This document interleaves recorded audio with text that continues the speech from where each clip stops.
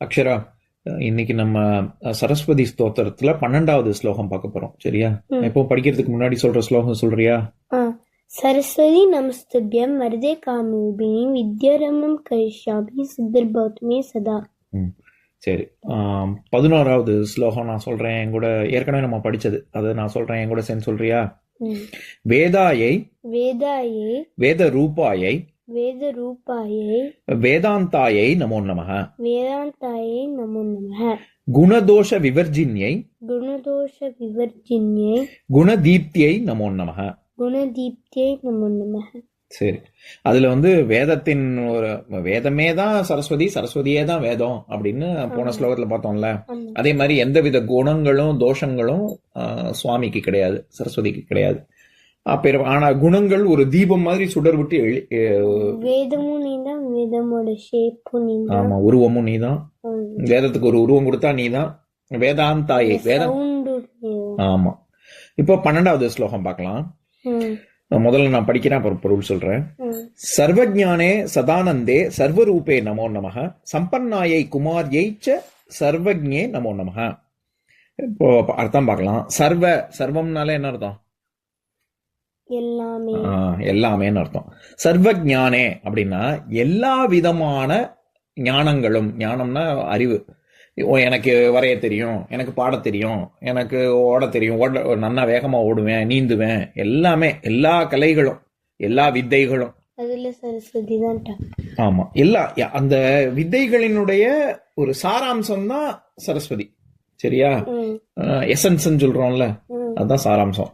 அத சர்வஜானே, அப்படிப்பட்ட ஞான, எல்லா ஞானமும் ஒண்ணு சேர்ந்தா எல்லா வித்தைகளுக்கும் மொத்தமா ஒரு உருவம் கொடுத்தா அது நீதான் அப்படின்னு சொல்றாங்க. சதானந்தே, எப்பவுமே, சதானா எப்பவும், ஆனந்தம் அப்படின்னா ரொம்ப சந்தோஷமா இருக்கிறது. எப்பவுமே உனக்கு எல்லா விஷயமும் தெரிஞ்சுதுன்னு வச்சுக்கோ, ரொம்ப சந்தோஷமா இருப்போம்ல. எதுவுமே தெரியலன்னா பயத்தோடையும், அச்சுச்சோ அடுத்து என்ன வரும், அடுத்து என்ன வரும், அடுத்து என்ன நடக்க போகுது அப்படின்லாம் ஒண்ணுமே தெரியாம ரொம்ப பயத்தோட தானே இருப்போம்.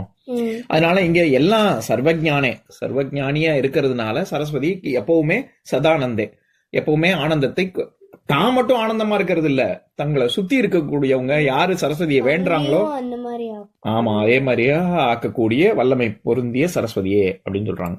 சர்வரூபே நமோ நமஹ, எல்லாம் பாக்குற இடம் பூரா. இப்ப எனக்கு கண்ணை திறந்து நான் இந்த விளக்க பாக்குறேன், இந்த புகைப்படத்தை பாக்குறேன், உன்னைய பாக்குறேன், என்னைய பாக்குறேன், கண்ணாடியில என்னைய பாக்குறேன், எங்க பார்த்தாலும் எனக்கு சரஸ்வதி. நீயும் சரஸ்வதியா தெரியுற, இந்த விளக்கம் சரஸ்வதியா தெரியுது, இந்த புகைப்படத்துல இருக்கிறது எங்க பார்த்தாலும் சரஸ்வதியே தெரிஞ்சா எனக்கு எப்படி இருக்கும்? அந்த மாதிரி அகஸ்திய முனிவருக்கு எங்க பார்த்தாலும் சரஸ்வதியா இருக்கு அப்படின்னு சொல்றாரு. சர்வரூபே நமோ நமஹ, அதனால எங்க நான் பார்த்தாலும் நான் உன்னை வணங்குறேன் அப்படின்னு சொல்றாரு. எல்லா விஷயத்திலயும் நம்ம சொல்றோம்ல, தூணிலும் இருப்பார், துரும்பிலும் இருப்பார் நரசிம்மர்னு. அப்ப ஒரு தூணை பார்க்கும் பொழுது இப்படின்னு நமஸ்காரம், துரும்ப பார்க்கும் பொழுது ஒரு நமஸ்காரம் அப்படின்னு, எதை பார்த்தாலும் நமஸ்காரம் சொன்னா எப்படி இருக்கும்? அவங்களுக்கு உண்மையாவே எல்லாம் நிஜமாவே நம்ம இங்கேயும் இருக்க அப்படி பண்ண மாட்டாங்கம்மா. நான் என்ன சொல்றேன், நமக்கு இங்கேயும் இருக்காரு, அங்கேயும் இருக்காரு, கடவுள் எல்லா இடத்துலயும் இருக்காரு, ஆனா என் கண்ணுக்கு தெரியல அப்படின்னு சொல்றது எப்படி? எல்லா இடத்துலயுமே எனக்கு, எல்லார்கிட்டயுமே எனக்கு கடவுளை தான் பாக்குறேன் அப்படின்னு சொன்னா எப்படி இருக்கும்? அது ஒரு உயர்ந்த நிலை. அந்த உயர்ந்த நிலையில அகஸ்தியர் இருக்காரு. சரியா? சம்பன்னாயை குமாரியை சேன்னு சொன்னாலே அப்புறம் மற்றும் அண்டுன்னு சொல்றோம்ல நம்ம, கன்ஜங்ஷன் இங்கிலீஷ்ல, அதுவும் அதுக்கப்புறமும் அப்படின்னு. அந்த மாதிரி சம்பன்னாயை குமாரியை, சமம் அப்படின்னாலே நம்மளுடைய, உனக்கு பரதநாட்டியத்துல சிரோபேத ஸ்லோகம் இருக்குல்ல, எங்க அதை சொல்லி பார்க்கலாம். சமம் உத்வாஹிதம் அதோமுகம் ஆலோலிதம் துதம் கம்பிதம் ச பராவ்ருத்தம் உக்ஷிப்தம் பரிவாஹிதம். அப்படி சொல்றோம்ல, அதுல சமம் அப்படின்னு தானே தொடங்குற நீ ஆரம்பத்துல ஸ்லோகத்துல.